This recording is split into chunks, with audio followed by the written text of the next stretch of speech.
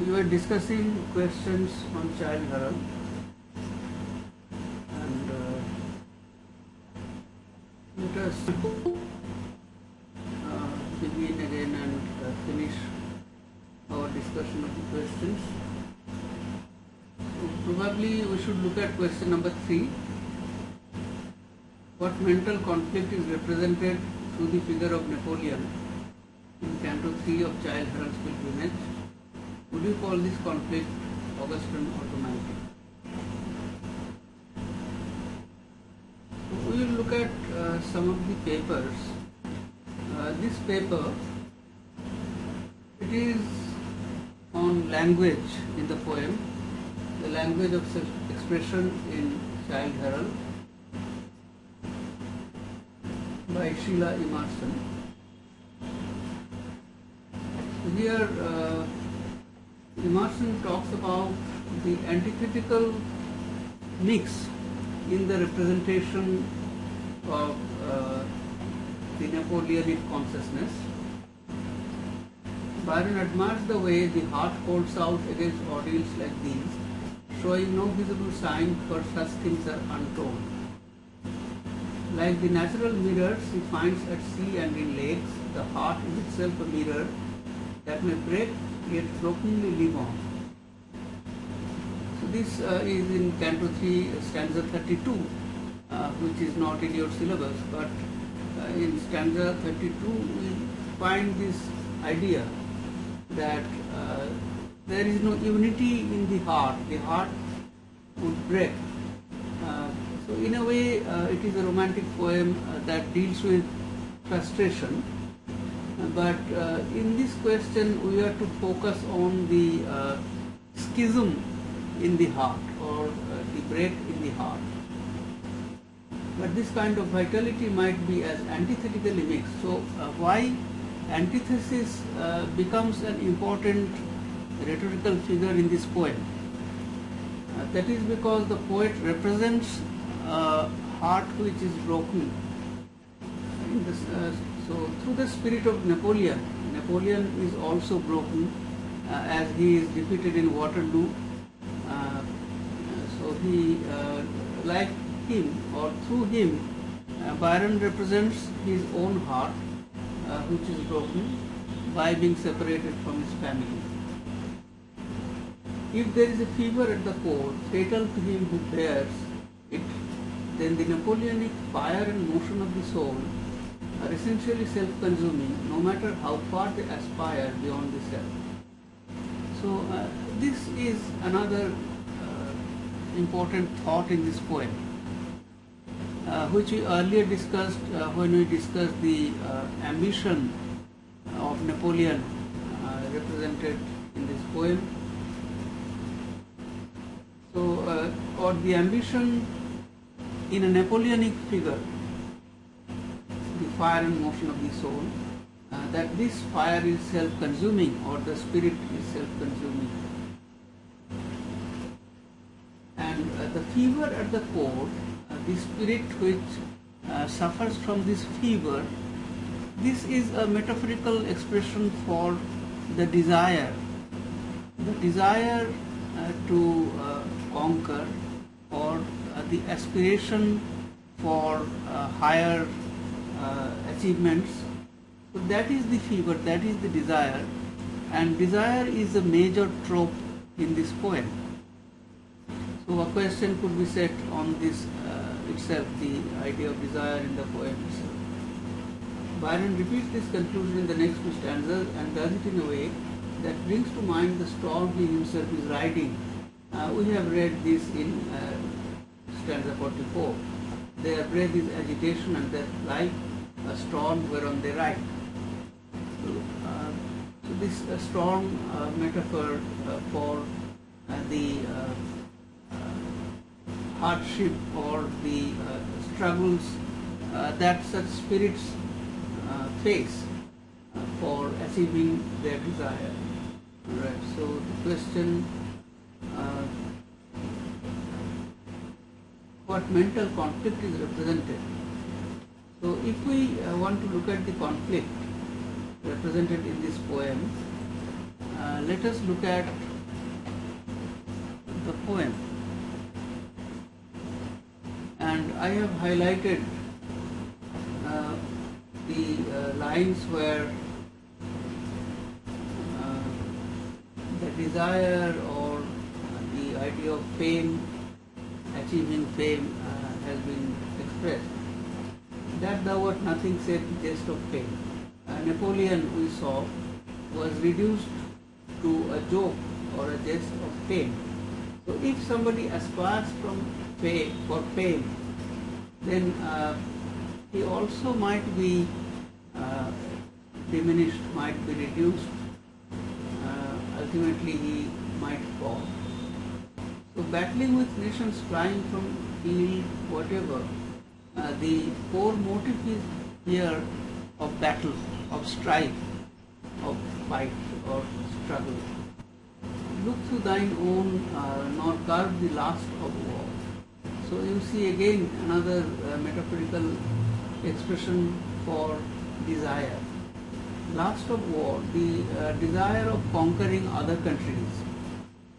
But this desire in Napoleon is only a metaphor that Byron is using. It stands for all the high achievements that spirits like these aspire to, and would not learn that tempted fate will leave the loftiest star. So even though one might be a great achiever and become the loftiest star like Napoleon became, he became the emperor, even then fate will not leave him. So if you want to achieve a lot, then you are actually tempting fate. You are inviting fate, you are provoking fate to bring up your downfall. So even though you become the loftiest star, you would be ultimately destroyed because you tempt fate. When fortune fled her spoiled and favorite child, he stood unbowed beneath the eaves upon him piled. So these two lines stand for the stoic suffering of Napoleon, which suggests that Napoleon could bear with this bad luck or misfortune. So here you see, instead of fame, the word fortune is used. So fortune, as you know, that in earlier literature, in Renaissance literature, it stood for whimsical goddess, the goddess of fortune. And fortune and fame, they are similar. So people who want to aspire, want to achieve something great, they want to achieve fame. So they are after fortune. But fortune is whimsical, therefore she can flee her favorite child. Napoleon could be the favorite child of fortune, but fortune may not stand with her all the way. Fortune might flee him. Sager than in thy fortunes. So the notion that one may be sager, one may be wise, one may try to be wise and try to withstand the sufferings that fortune brings to him. So fortune, fame, that is again, that stands for somebody's desire or lust. Ambition, steal beyond too far. So we have already discussed ambition. It is ambition which leads one to desire something high. It is but a worthless world to win or lose. That is the message that comes out from this whole experience. The question is, would you call this message pessimistic message or a stoic philosophical attitude towards this world, that the world is worthless, it is not enough striving for. that question we might keep hanging, because it is actually only an expression of frustration here on Napoleon's part, or on somebody who wants to be a high achiever.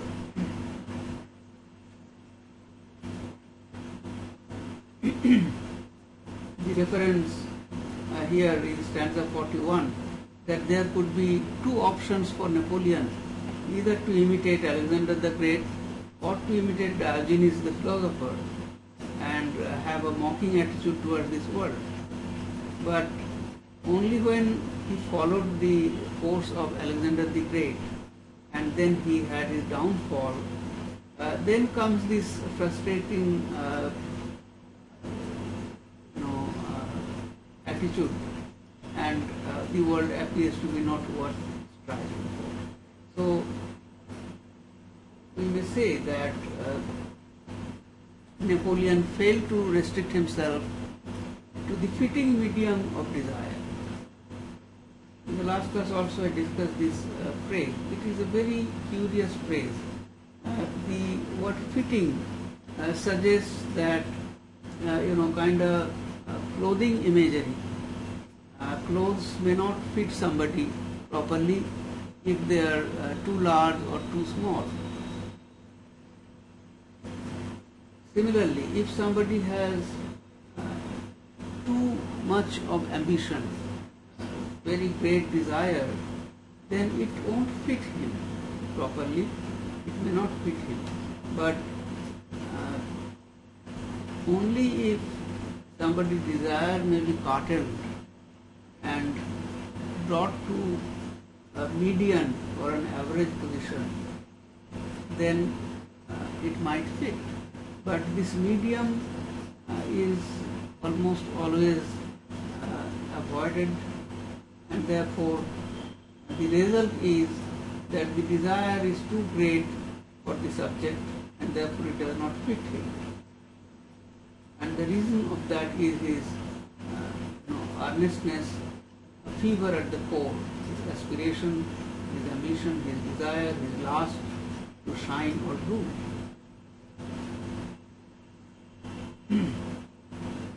We question whether this conflict that we find in Napoleon, is this conflict Augustan or romantic?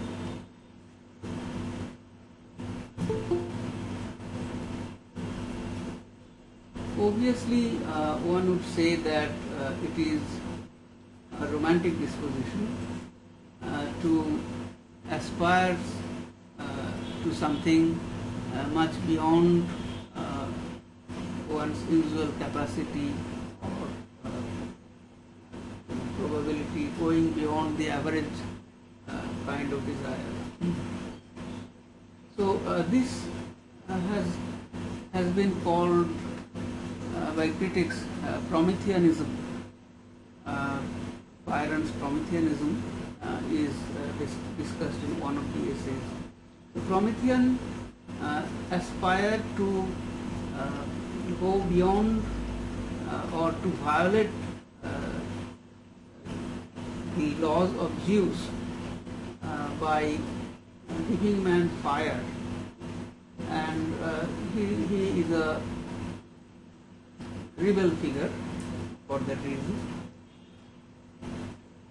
So the image that Byron created of himself was a Promethean image. That is, he was not satisfied with his life as a mere aristocratic Englishman, but he would go beyond that, and he would make Europe his home. And his heroism, his cult, his stature that he wanted to build, all that alienated him from his family, and he was ultimately forced to leave England. But even though he left England, he did not lead the life of an average man. He participated in the War of Independence of Greece. So there you see that he remained a rebel figure. he remained a Promethean figure. He remained a cult figure, even though he left England. So we may say that he was kind of driven by this aspiration of being something different from an average Englishman and his, smug complacency, satisfaction in his life. And this cult of Byronism, this Prometheanism, this is essentially a romantic expression. Because if we even think of romantic aesthetics, then we see that there is great value attributed to sublimity. So the sublime in nature stands for anything that provokes admiration or compels our attention and our admiration. So that might be things of nature, a tall mountain or a vast ocean and so on. But in men also, character must be superhuman character or a great character, a heroic figure like Napoleon. And that figure was cultivated by Byron, who is known as Byronism, and Childe Harold is just an image behind which Byron takes shelter or conceals himself. The Childe Harold is out on pilgrimage. He leaves his country and goes to Europe. So what is this pilgrimage? If we think of the pilgrimage as a spiritual journey, but that also means a journey of a kind of exploration, a kind of adventure. And as Childe Harold goes to Europe, he sees places which are associated with great action, like the Waterloo, the Battle of Waterloo, and so on, the defeat of Napoleon. So essentially, the poet moves on a trajectory which recalls the memory of great action. So the poet figure, the herald figure, the figure of Napoleon, these figures, they stand for an adventurous journey, or an adventurous journey which is suggested or which is expressed by the word pilgrimage. So pilgrimage here means an attempt of man to go beyond himself and reach a greater height. So we may interpret pilgrimage metaphorically, and we may look at it as a man's attempt to give fullest expression to his aspiration, to his ambition. That is his pilgrimage, the attainment of his fullest possible self. And this leads to a conflict. What kind of conflict? The conflict between aspiration and happiness. So those who aspire such great things, they cannot have domestic happiness. The conflict between the desire to hold his daughter's hand, and the failure of doing that. So because of his desire to go abroad, desire of achieving something higher.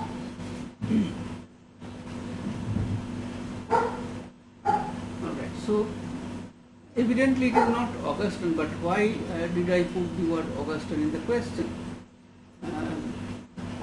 Maybe to confuse you a little. However, the word Augustine would be appropriate when we look at Byron's poem, the form of the poem, then we would see that even though Byron is writing a romantic poem which has all the qualities to be found in Romanticism, his the way he keeps his meter, the prosody, the rhyming, the meter, the Spenserian stanza, and the suitability of the meter for the theme, that care that he takes, that may be called Augustan, but that is not the question asked here in this question. This is essentially a romantic conflict which is expressed through the figure of Napoleon in this poem or in Canto 3, the conflict between achievement and aspiration, the conflict between success and failure, the conflict between desire and the lack of fulfillment of desire. The next question, what is the meaning of contagion in verse 43, Canto 3? Does it characterize ambition or resignation? So let us go to verse 43. Now this is of course a simple question. This makes the madmen who have made men mad by their contagion. Conquerors and kings, founders of sects and systems, to whom act sophists, bards, statesmen, all unquiet things, who stirs too strongly the soul's secret springs, and are themselves the fools to those they fool. Envied yet how unenviable, what stings are theirs, one dress laid open where a spoon, who should unteach mankind, the last to shine or rule. So you see, there is a kind of a voice of a prophet here, which would unteach mankind something. So this last message, this last line comes out as a message or a moral from the story that man must unteach or unlearn this desire to shine above everybody or to rule everybody. And this message, this lesson becomes possible by looking at the stings or sufferings of men who aspire high. So what is the contagion? The contagion is their desire. So as one may say that desire is a central trope in the poem. But why does Byron call it contagion? Because he suggests that it is infectious. So such high aspiration, if you are around a person who is extremely ambitious and has high aspirations, then you are infected by his ambition. You are infected by his desire. You keep following him, him or her, you take him as your leader, and you are infected with similar ambition, similar desire. Okay. So basically, contagion here is a trope for desire. Right. So, what was the question? What is the meaning of contagion? Does it characterize ambition or resignation? Now, this is again to confuse you. There is resignation or the theme of resignation in the poem because Waterloo reminds Byron of Napoleon's defeat, and because of this defeat and the consequent sufferings, he says that the lesson that should be drawn from Napoleon's defeat is that one should unteach mankind the last to shine or rule. So this expression is an expression of resignation, we may say, that one should resign this high ambition. One should not be so ambitious as Napoleon, or for that matter, Byron. So Byron was also extremely ambitious. That is why he left the comfortable life in England and joined in the cause of Greece's independence, struggle for independence. So this did not make him happy. He also had to suffer, and he finally died. So this ambition does not lead to ultimate success, but it leads to failure, and that is why it should be avoided. So there we find an expression of Napoleon's frustration in being defeated, or Byron's frustration in not being able to meet his daughter. But the question is tricky.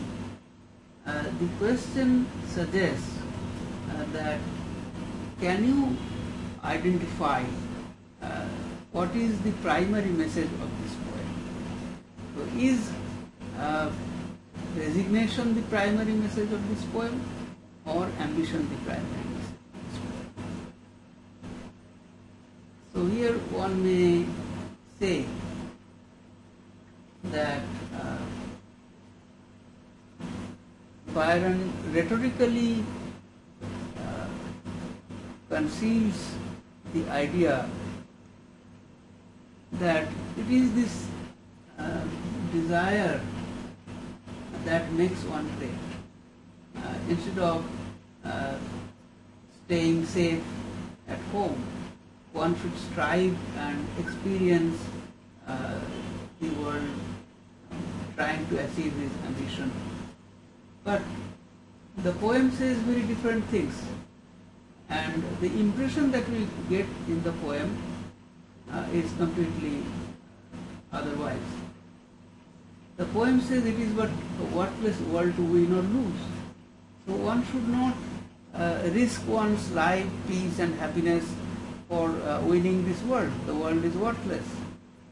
But do we take this message seriously? Or do we take this message seriously in stanza 43, that one should resign, that one should not be ambitious? No. The reason why not? The reason is that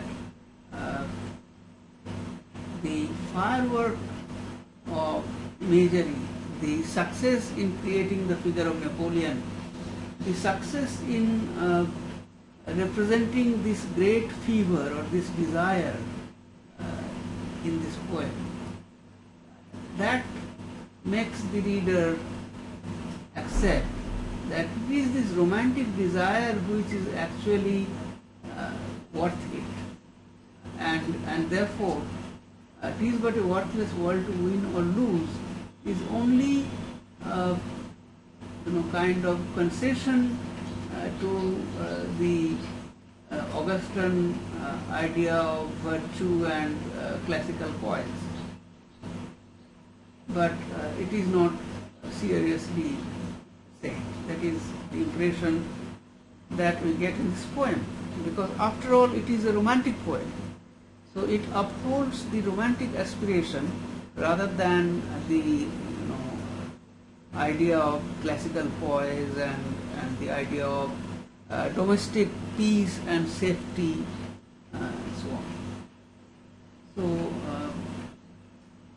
how does Byron manage this? By his rhetoric, of course. So I hope that we will be able to write an answer to this question. And you have seen that this question is tricky because the poem talks about resignation, but it presents ambition in a much more attractive manner.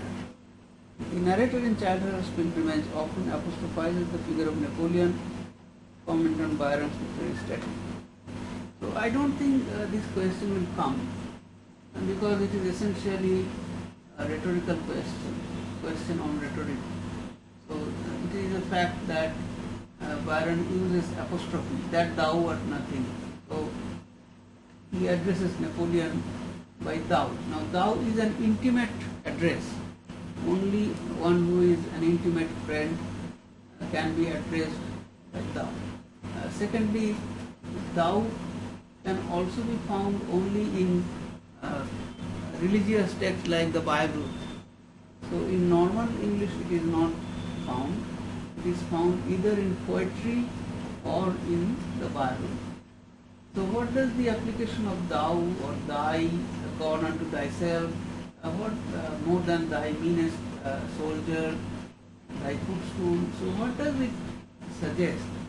Why does Byron use this thou and thy, these forms in this poem? So obviously he makes the figure of Napoleon much closer to the reader, much closer to the protagonist, whether he is Byron or Harold, whoever, by using the word thou. And actually he conflates the figure of the Byronic hero, of Byron himself, the Promethean hero, and Napoleon. He conflates all these images, and thus the image of Napoleon is represented as one very close to Byron or very close to the narrative figure here. So who addresses Napoleon as thou? Not the poet Byron, but the narrator in this poem. So that is the rhetorical strategy. So what is the need of having a narrator and further distancing the poet from the character of Napoleon? What is the function of this rhetorical strategy? To create an illusion that the narrator is not the same as Byron, to create a distance and to suggest that even Harold is not Byron. So this is a rhetorical strategy to conceal that Byron is actually expressing his own emotions, his own desires, his own ambitions, and his own frustrations through the Napoleonic figure. What does the poet have to say on fame in Canto 3 of Childe Pilgrimage? So once again, if you look at the poem, I have highlighted all the words which stand for fame. First you have here the word fame itself, the gist of fame in Napoleon. Then we have the word last, fate, desire itself. So basically fame is a trope for desire. Fate is also a trope for desire. Fever also stands for desire. Fortune or fate stands for desire. So the principal trope or the central trope in this poem is that of desire. And fame is the goal of ambition. So what is the ambition of a person who wants to be a conqueror or who wants to do great things? To achieve fame. Because what else does he achieve by such strife, by such striving? He achieves fame. That is the ultimate that he wants to achieve. But there is also an ironical distance or an ironical suggestion in the poem that it is not worth fighting for or striving for fame. It is a worthless world to win or lose. So Napoleon has been pitted against, or Alexander the Great has been pitted against Diogenes the philosopher. And the fact that Napoleon chooses Diogenes as his model than Alexander the Great, Napoleon chooses Alexander is model than Diogenes, that is looked at critically, that is examined critically, and it is suggested that because Napoleon makes a wrong choice, that is why he suffers, that is why he is destroyed. So the cynic was perhaps more wise than the conqueror. That is the conflict in the poem, and Byron makes our heart follow Napoleon. Diogenes is not attractive at all here in this canto. So it is the fever, it is the agitation, it is the strife, it is the flame, it is the ambition, it is the desire, which is represented as an attractive, aspect of life, just like a moth flies into fire. So as the popular belief goes, that a moth is attracted by fire and jumps into it and destroys himself. Similarly, an ambitious person is attracted by fame, attracted by the idea of achievement, conquest, and ultimately is destroyed by it. So the poem provides us with both ideas, but makes one idea more attractive than the other. Now let me see if there is any other thing in these papers that you may use. I have highlighted them. This is a paper on the poem as a narrative of consciousness, a comparison with Wordsworth. So here is the comparison between Napoleon and Byron discussed.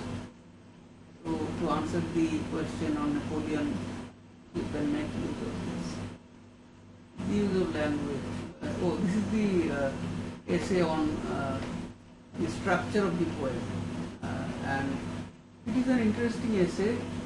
So I think from the point of structuralism, to some extent I discussed it in the last class. So here you see the structuralist critics, they always find out the structure or the axis by which some binary opposition is presented, and here the critic finds that the determinant feature of this structure is its axis of desire, and this axis is defined by the binary opposition of presence versus absence, attainment or separation from the object of desire, and a pure example of a structuralist paradigmatic axis. The parallel examples of Napoleon and Rousseau, the parallel images of sword and fire make it clear that Byron is exploring two homologous manifestations of desire, conquerors and the lovers, as they operate in the fields of experience. The lover is expressed through the comparison with Rousseau, which is not in your syllabus. But even to state the situation thus is prematurely to call the question of the canto, for love and politics are terms of dialectical import, while Childe Herald 3 seems to be disputing the very possibility of dialectic. While we can identify the poles of an axis of desire easily enough, we cannot very easily map its middle region. And this middle ground, the fitting medium of desire, that is what is absent in the poem and difficult to achieve. So, in other words, structuralism discovers the same things that we discover through traditional criticism also. We speak of the conflict between desire and achievement, presence and absence, and if you explore or analyze in a structuralist manner, you find the same things, but here you find that the critic takes the approach of a linguist or a scientist. So this is the axis of desire, this is the axis of narrative. So this is the synchronic axis, this is syntagmatic axis, this is the paradigmatic axis. heralds from Ada. So if we think that the object of desire is Ada, then we see that it moves, the action of the poem moves through heralds Prometheanism. It reaches Napoleon, the figure who stands for who stands for ambition and desire in Canto 3. We see 36 to 44 verses in Canto 3. Then Harold goes to the Rhine castles, then goes to Drachenfels, covers the Alps. Then there is Rousseau, so another figure who is the climax in the axis of desire. Rousseau stands for love, Napoleon stood for conquest. Then the Promethean journey of Byron is described and ultimately comes back to the idea of Ada at the end of the poem. So this is helpful in understanding how the poem is constructed, where passionate love like Napoleonic ambition is feverish and destructive. Domestic love like patriotic independence is fostering and sane. So this opposition between passionate love and domestic love is also there in the poem. And even in the midst of Byron's Promethean posturing, his higher valuation of this contrary mode of love sometimes shines through its images, undercutting and countering with melodramatic reflections. But this cannot be fully understood unless you read the whole of Canto 3. So since we are not reading the whole of Canto 3, so there is no point complicating things. So basically we look at only the stanzas which are in your syllabus. So if you have any questions, you can ask me. I have finished the poem, I have discussed all the questions, and I have also finished my assignments. Do you have any questions? Because I will not take your class after this. I have finished all the assignments. So if you have any questions, you can ask me. Resignation. So you are asking about resignation. Yes. So as I explained that in this poem there is a contradiction between ambition and resignation. So in the stanza where the poet says that it is but what this world to win or lose, or in stanza 43, the last statement, which would unteach mankind the last to shine or rule.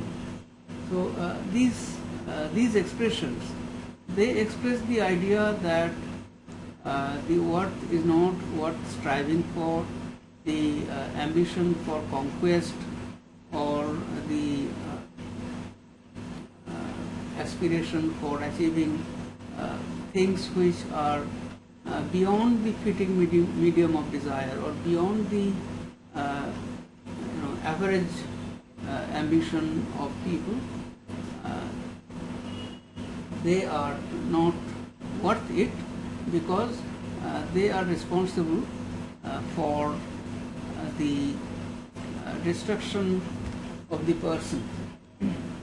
This I have explained that the poem represents both these ideas, but it is the idea of ambition or the idea of desire which is presented in a more attractive manner, because that stands for the Byronic hero, that stands for the Promethean figure, and that is what Byron wanted to basically express.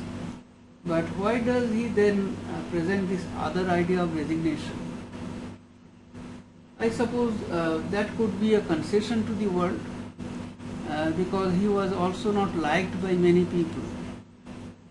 And in this poem, Byron says that a high achiever is hated by others.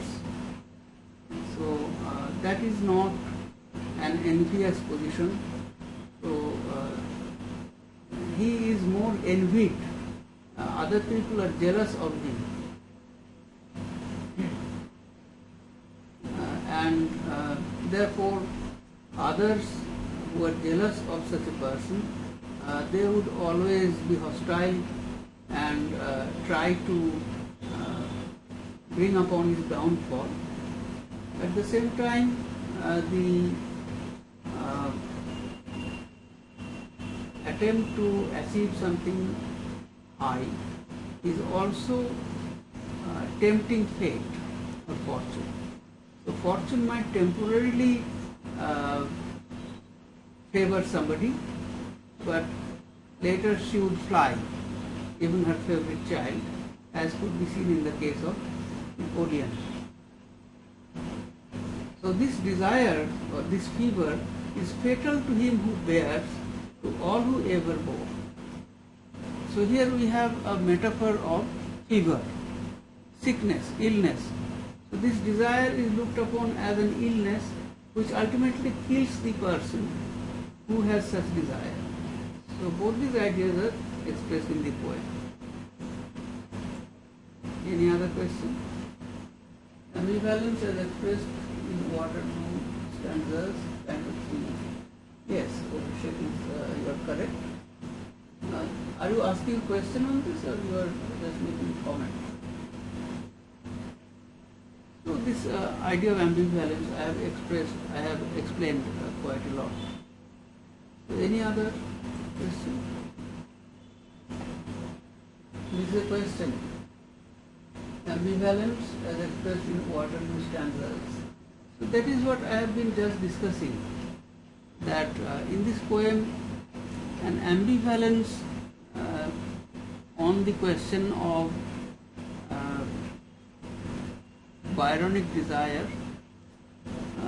last desire, or the idea of Promethean rebellion, the idea of standing out and achieving higher than others. This idea is presented in the poem in an ambivalent manner, and that you can analyze very easily by analyzing the different stanzas. So as I just I was showing that the desire or the last, at the very beginning in 37, you see that Napoleon is represented as "thou art nothing save the jest of fame." So this line annihilates the idea, totally rejects the idea that Napoleonic ambition is worth achieving, is worth having. Because if Napoleon becomes a subject of joke, of fame,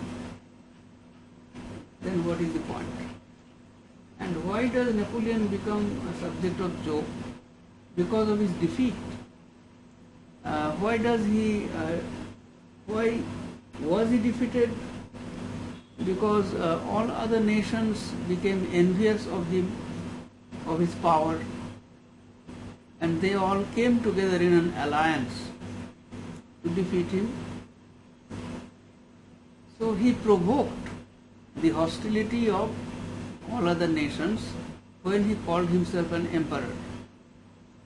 So he might be a superhero from the point of view of the French, as a French man who tried to be the emperor of entire Europe.